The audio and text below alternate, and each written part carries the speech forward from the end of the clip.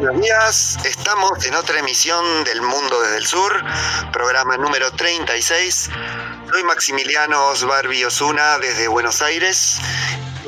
Me acompaña mi amigo y analista internacional Raimundo Gregoire desde Santiago de Chile. Hola Raimundo, ¿qué tal?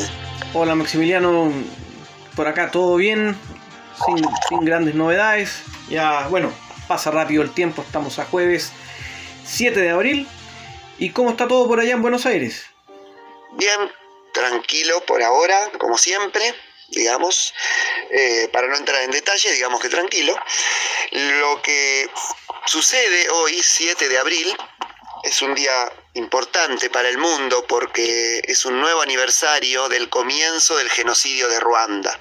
7 de abril del 94, se cumplen 28 años del comienzo del genocidio, que duró 3 meses. No sé si te acordás cuándo sucedió.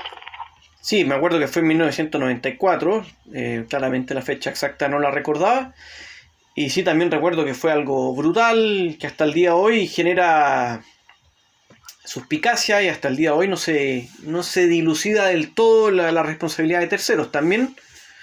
Exacto, sí, a eso me quería referir. Bueno, brevemente, la etnia Hutu, que es el 85%, que estaba en el poder desde 1961, después de la independencia de Bélgica,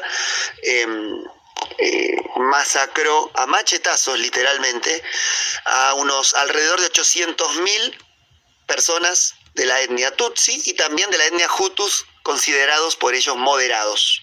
Es decir, que no querían una guerra ni matar a otros Tutsis y querían que convivieran en paz ambas etnias en Ruanda. Básicamente, bueno, hubo, como vos decías, actores externos. Gran Bretaña, unos meses antes de esta masacre que se veía venir, se veía anunciada porque el gobierno Hutu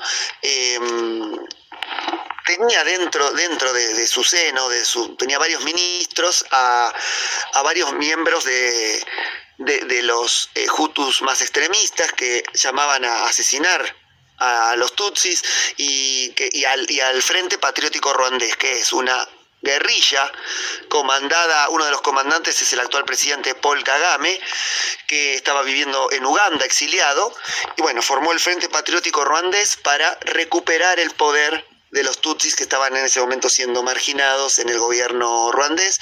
Y entonces alguien, no se sabe si fue el Frente Patriótico Ruandés o quizás el poder Hutu, que es era una guerrilla extremista de los Hutus,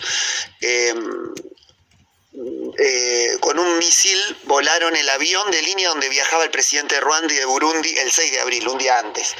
Un día después, el 7 de abril, se lanza la masacre, asusada de los medios, promovida por la radio de las Mil Colinas, por un periódico. Bueno, se hablaba de aplastar a las cucarachas tutsis, o sea, en esos términos, ¿no?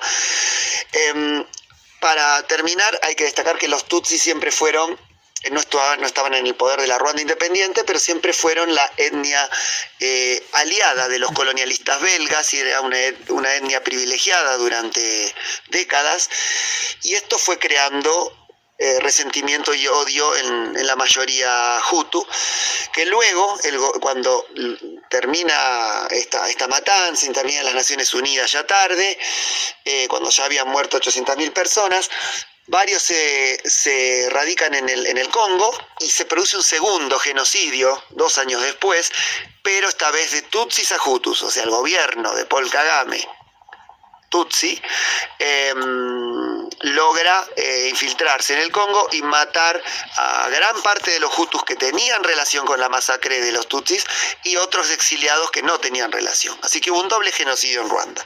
Lamentable lo que ocurrió.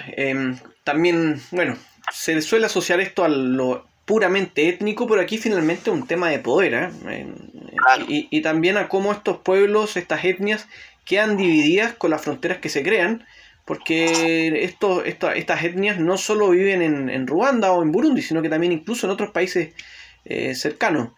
En fin, una fecha muy triste para conmemorar, así que esperemos que nunca más ocurra algo así. Seguro, sí. ¿Qué noticias tenés? Yo quiero con algo breve sobre México. El 10 de abril, es decir, este domingo, se va a llevar a cabo una consulta de revocación. Ajá. Esto es una consulta que fue anunciada en 2019 por el presidente López Obrador. Andrés López Obrador, no recuerdo ya el nombre exactamente. Andrés Manuel. ¿Perdón? Andrés Manuel López Obrador, muchas gracias. Quien en 2019 anunció que iba a realizar un referéndum en el 2021 para que la ciudadanía dijera si es que efectivamente quería que continuaran el poder o no. ¿Ya? Resulta que se comprometió a eso y lo va a hacer. Básicamente necesita que el 40% del electorado, es decir, unos 37 millones, voten. Con eso el resultado sería válido. Y que esto es un derecho constitucional desde 2019. O sea, esto no es un antojo de López Obrador, sino que esto está escrito en el artículo 35 de la Constitución Política de México. ¿Ya?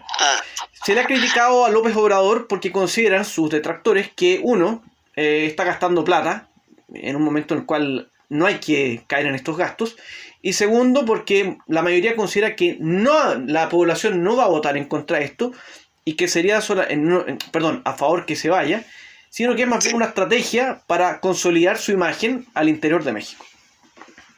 Es probable, pero si eso está en la Constitución y lo tiene que realizar, está bien que lo haga. Es una facultad, pero no es obligatorio. Claro. Aprovecha que esto le puede llegar a dar nuevos aires. Claro, un presidente que hace un referéndum revocatorio que lo gana es en el fondo un paladín de la democracia, ¿no? Sale fortalecido, claro. Bien, yo tengo una noticia también de África. Lo mío son tragedias en África hoy.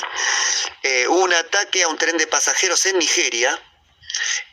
362 pasajeros viajaban de una ciudad del interior hacia la capital, Abuja, y 146 personas continúan desaparecidas a casi una semana del ataque, porque fueron secuestradas, por supuesto.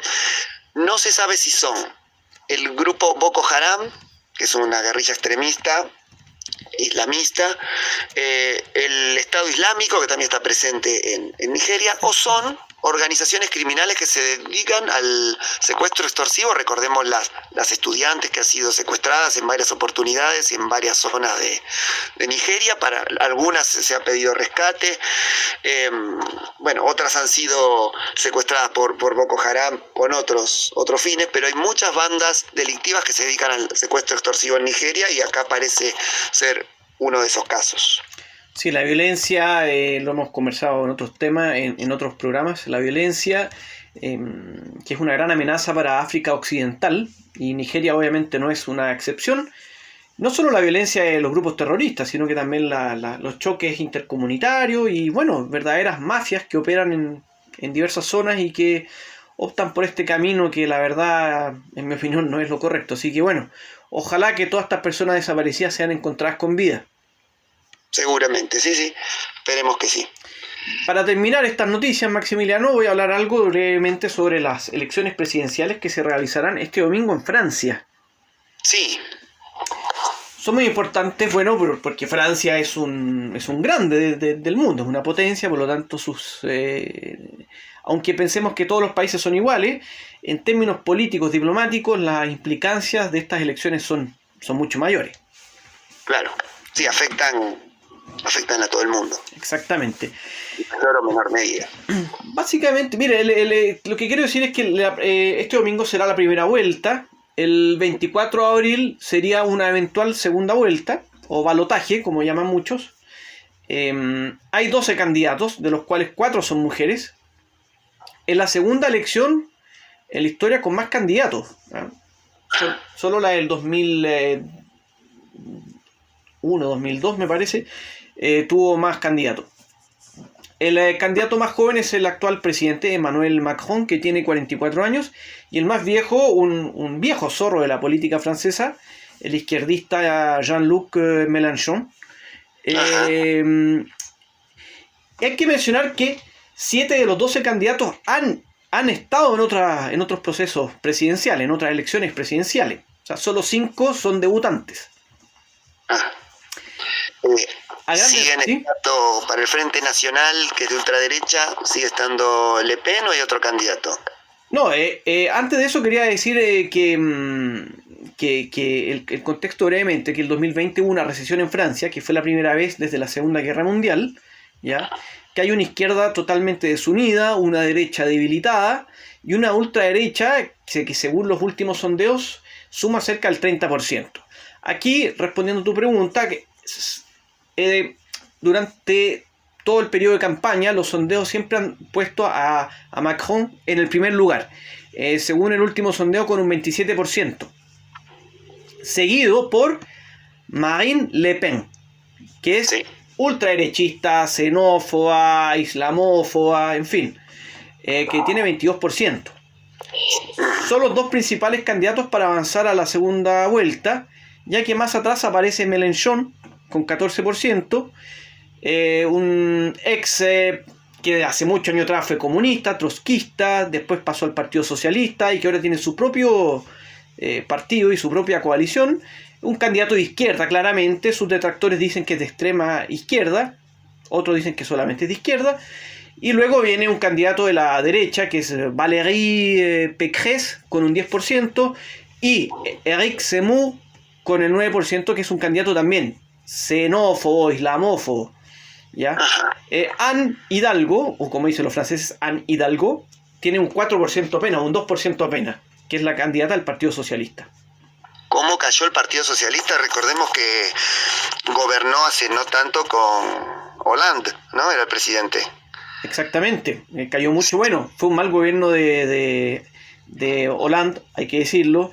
Previamente, yo recuerdo cuando Sarkozy ganó la primera elección presidencial, derrotó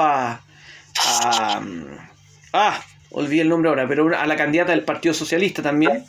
Ségolène Royal. Sí, Ségolène Royal. Entonces el Partido Socialista viene ya hace buen tiempo.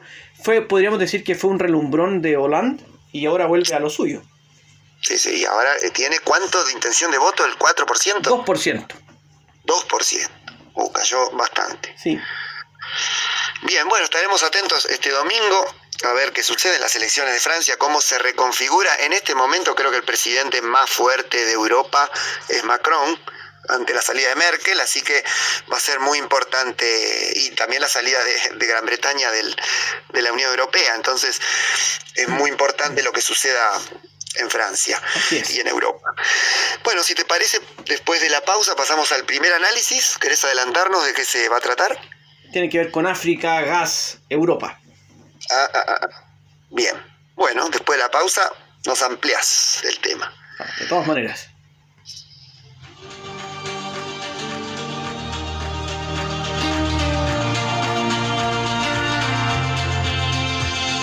Seguimos en El Mundo desde el Sur, programa número 36, y Raimundo nos va a analizar, y espero que lo haga, no solamente lo del gas de África y Europa, y qué relación tiene con el faltante de gas ante la guerra de Ucrania. Me imagino que vas a hablar de eso también. Bueno, como se ha podido apreciar en las últimas semanas, en el último mes, ya todos sabemos que Rusia tiene un rol esencial en la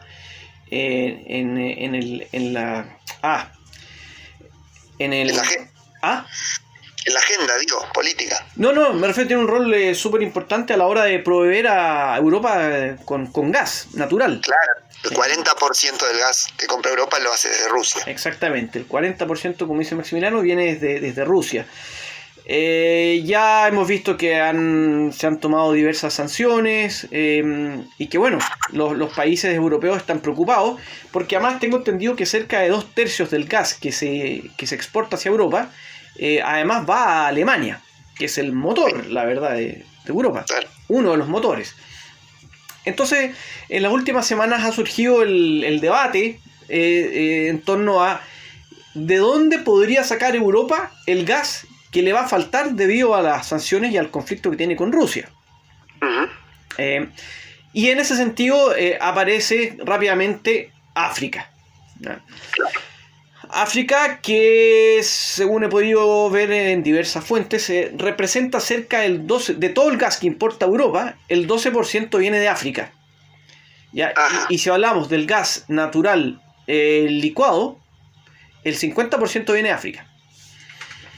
Claro, sí, a través de compañías, bueno, africanas o también europeas o norteamericanas. El gas, el petróleo suele ser explotado en África por empresas extranjeras, en algunos casos junto a compañías nacionales. Claro. Pero hasta donde yo sé, ninguno de los grandes exportadores de gas de África realizan esto solo por medio de empresas nacionales. Bien. ¿Qué pasa aquí? Básicamente hay que explicar que África es un continente que tiene, por ejemplo, a un país como Argelia, que es el 10º exportador a nivel mundial de gas, ¿ya? Tiene también otros países como Nigeria, que también tiene un importante rol en la exportación de gas en el mundo. Pero ¿sí? Argelia está muy cerca de Europa y Nigeria está lejos. ¿Cómo llega el gas de Nigeria a Europa? ¿Cómo llegaría? Bueno, igualmente el 10% del gas importado por Europa viene de Nigeria. Así que ya es algo que... de gasoductos, no de barcos, ¿no? Bueno, algunos vienen a través de barcos y otros por gasoductos. Hay que decir que, y este es uno de los problemas para exportar gas, para importar gas desde África, es la infraestructura, ¿ya? Como vimos hace un tiempo, Argelia no renovó el contrato del gasoducto Magreb-Europa, con lo cual ese gasoducto que operaba desde Argelia hasta España, pasando por Marruecos, ya no funciona. Por lo menos sí, transportando gas argelino. Perdón. Queda el gasoducto, ¿no? Que va desde Argelia directo a España, ¿ya? El Medgas. Y también está el gasoducto que va por Argelia, pasa por Italia, por Túnez y llega a Italia, ¿ya? Sí. Pero el gas argelino por sí solo no va a poder reemplazar a Rusia. No, por supuesto. ¿Qué ha pasado últimamente? Níger, los gobiernos de Níger, Nigeria y Argelia se comprometieron a revivir y consolidar el gasoducto transsahariano, ¿ya? Que son cerca un poco más de 4.000 kilómetros que parten que unen Nigeria, Níger y Argelia. Parten desde Nigeria, suben por Níger y llegan hasta Argelia para luego llegar a Europa. Ahora, esto hay que construirlo. Sí, esto puede llegar a tardar años. Tantos años, o quizás menos, seguramente, pero muchos años, como el gasoducto Nigeria-Marruecos, o gasoducto de África Occidental. Claro. Que va a empezar en Nigeria, va a llegar hasta Marruecos y de ahí pasaría a España, ¿ya? Ahora, este gasoducto va a estar listo no antes del 2043. ¿Ya? Ya no sé si se va a seguir usando el gas en esa época. Por lo tanto, bueno, puede ser. Pero lo concreto es que se queda de manifiesto el rol importante que va a tener España y también que dos de los proyectos más ambiciosos todavía tienen un buen tiempo para que funcionen. ¿Qué pasa en este contexto? Que aparecen otros países. Por ejemplo, Libia, Mauritania, Senegal, Egipto, Costa de Marfil, Sudáfrica, Mozambique. El problema es que, por ejemplo, Egipto está apostando fuerte por China. Sí. Entonces, Egipto ha tenido grandes descubrimientos gasíferos, pero ha optado por China. Libia tiene el problema de la infraestructura y de la división política, que impide que se explote de buena manera este recurso, ¿ya? Claro, hasta que no se resuelva el problema político en Libia, la producción de gas y petróleo es muy baja. Claro. Mozambique y Sudáfrica son lugares donde se han hecho recientes descubrimientos, al igual que Costa Marfil, y que junto a Senegal y Mauritania integran el grupo de los países que podrían convertirse en nuevos Eldorado del gas en África. Sí, recordemos lo de Mozambique, que en este momento la parte gasífera de Cabo Delgado está ocupada por una célula del Estado Islámico. Justamente lo que iba a mencionar, que el problema de Mozambique, además de la distancia, es, al igual que el caso de Libia, la inestabilidad política, social y el auge del terrorismo. Claro. En Sudáfrica también. En Costa Marfil está más cerca, pero igualmente lejos. Pero está mejor perfilado, aunque los descubrimientos no han sido tan grandes como, por ejemplo, Mauritania y Senegal, que son los dos grandes candidatos. Sí. ¿Por qué? Porque se supone que entre 2022 y 2023 van a empezar a funcionar plantas gasíferas. Ajá. Por lo tanto, poco a poco van a poder empezar a vender, a exportar gas, que en el caso especialmente de Mauritania, que es un país muy pobre, podría cambiar la vida de sus habitantes y del país. Claro, los descubrimientos en Mauritania son recientes.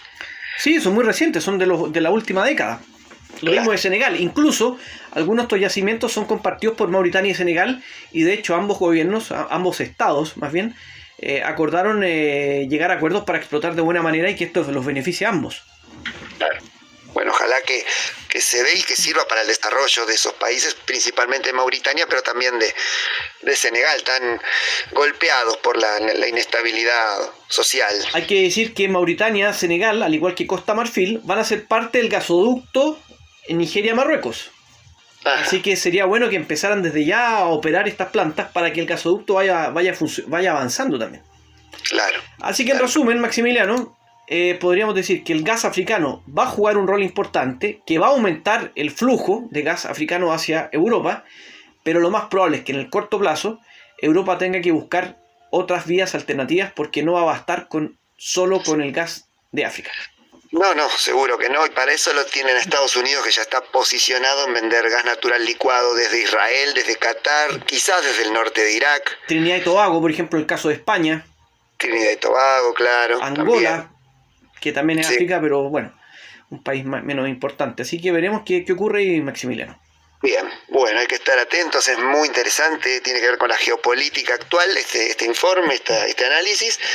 Y bueno, después de la pausa seguimos con el último análisis y el último bloque del programa. Perfecto, será un placer. ¿Nos podrás adelantar algo quizás?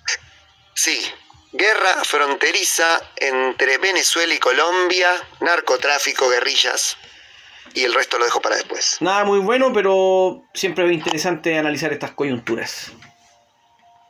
Después de la pausa.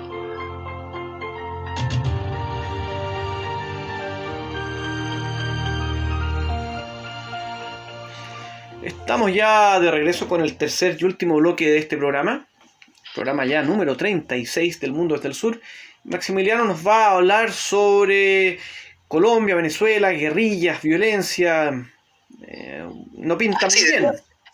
Claro, desde hace un año hay una enorme inestabilidad en la frontera entre Colombia y Venezuela, principalmente el estado de Apure, en Venezuela, que limita con el estado de Arauca, la provincia de Arauca y en Colombia, porque a pesar de que estén separados por un río y muy cerca uno de otro, el problema de las guerrillas colombianas se extendió a Venezuela.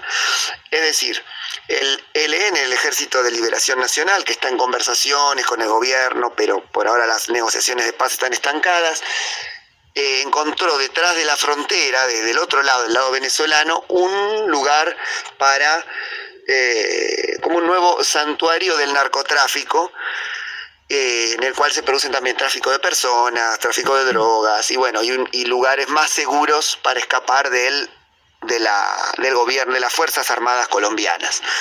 Sin embargo, no están solos. Las FARC, las desmovilizadas, formaron un nuevo frente, se llama Frente 10, en el cual tienen la base del terreno, conocen bien cómo es la zona. Es un desprendimiento de la FARC que no se plegaron a las negociaciones de paz del 2016 y también se formó lo que se llama la Segunda Marquetalia. ¿Qué es eso? Es los cabecillas de la FARC que se desmovilizaron, algunos han vuelto a la lucha armada, o mejor dicho, a la lucha política, porque Iván Márquez, Jesús Santrich, que son los máximos líderes de las FARC que firmaron los acuerdos de paz, en 2019 volvieron a las guerrillas, pero se cree que es más que nada un movimiento político y no guerrillero, porque no tiene una gran militancia ni una gran base guerrillera. Se dice que es una guerrilla de comandantes y no de soldados. Un poco de contexto para los auditores que quizás no entienden mucho esto. Esto ya viene hace mucho tiempo, ¿no? Sí, el conflicto en Colombia tiene creo que 60 años. No, me refiero al choque de estas entre Venezuela y Colombia, estas guerrillas. Sí, sí, sí, sí. Siempre Venezuela, siempre las guerrillas cruzaron a Venezuela y también han cruzado Ecuador, digamos, siempre han trascendido las fronteras, también se habla de Panamá en el pasado. Ahora, bueno, lo que sucede en el estado de Apure es que las guerrillas obligan a los civiles que viven ahí a colaborar con ellos, ya sea con medicamentos, con comida, con agua y con... también incorporándolos por la fuerza a las mismas guerrillas.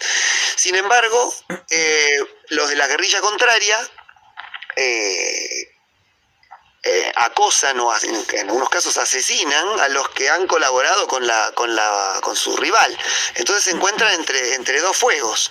Y al mismo tiempo están las fuerzas armadas bolivarianas, el ejército de Venezuela, que también combate a las guerrillas y los quiere expulsar para que vuelvan al lado colombiano. Que del otro lado se espera el ejército colombiano también. Bueno, ¿qué sucede? Hay unos 6.000 desplazados civiles, 3.800 están del lado colombiano en el estado de Arauca, y del estado de Apure, de Venezuela, unos 3.300, según Human Rights Watch, 3.300 han emigrado a Colombia, están a 1 kilómetro, 2 kilómetros de Venezuela y están más seguros del lado colombiano, porque en este momento esa zona está siendo controlada por el ejército, pero del lado venezolano al parecer no tanto. Hay desde hace un año que se desató estos enfrentamientos, 103 muertos, 80 de los cuales no son civiles, 80 son guerrilleros y soldados venezolanos. Entonces, muertos civiles hay unos 20 y algo. Que es poco proporcionalmente hablando, pero igualmente muy preocupante. Claro, seguro. Bueno, Colombia acusa al gobierno de Maduro de proteger a los guerrilleros contra Colombia, principalmente al ELN y a la facción de la segunda Marquetalia, que es la de los cabecillas de las ex-FARC, ¿no? Iván Márquez, Jesús Santrich. Y Venezuela dice que el territorio venezolano está siendo víctima de la guerrilla originada en Colombia y de los problemas internos colombianos. Esto sucedió, como decías vos, desde hace muchos años, pero actualmente se está produciendo de nuevo. Los desplazados no se saben si están dentro de los mecanismos de recepción que tiene Colombia para los desplazados, porque hubo muchos migrantes venezolanos durante la crisis económica, pero estos tienen otro estatus, son desplazados por guerrillas que a su vez vienen de Colombia. Bueno, todavía tienen su estatus, está en el limbo, se está negociando si van a ser considerados refugiados, migrantes, asilados, todavía no se sabe. Y mientras tanto tienen que vivir de donaciones del lado colombiano, tienen que vivir de ayuda humanitaria procedente de varias partes. Y por último, el gobierno de Venezuela se dice, porque no se sabe esto, que solamente combate al Frente 10, que no sería aliado porque no tendría parte del narcotráfico, que es de donde se nutren estas guerrillas, principalmente es el narcotráfico, ¿no? Usan a Venezuela como territorio para la salida de parte de la droga de Colombia. Una de las vías de escape es el territorio venezolano de Apure, y para beneficiar supuestamente al ELN y a los cabecillas de Iván Márquez y Jesús Santrich de la segunda Marquetalia ex-FARC. Venezuela lo llama TANCOL, es decir, terroristas armados, narcotraficantes colombianos. Inventó ese acrónimo para referirse a las guerrillas. Bueno, en resumen, muchos venezolanos están siendo asediados por las guerrillas que se disputan este territorio venezolano de Apure y han escapado a Arauca, en Colombia, y bueno, el Estado venezolano los combate militarmente, pero las acusaciones de Colombia dicen que en realidad tienen preferencias y alianzas y hay guerrillas a las cuales no combaten. Bueno, es una lástima que ocurran estas cosas, especialmente porque ya hay muchos...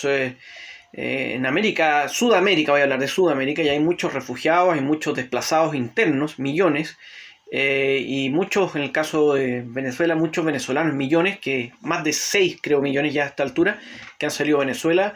En Colombia es histórico, ya es una cuestión casi permanente, los grupos de desplazados, ¿no? Y esto ojalá que no agrave la situación, porque los demás países de la región están siendo sobrepasados por estos movimientos, estos flujos migratorios que humanamente hay que recibirlos claramente, pero cuando los países no tienen la capacidad se genera un drama doble, ¿no?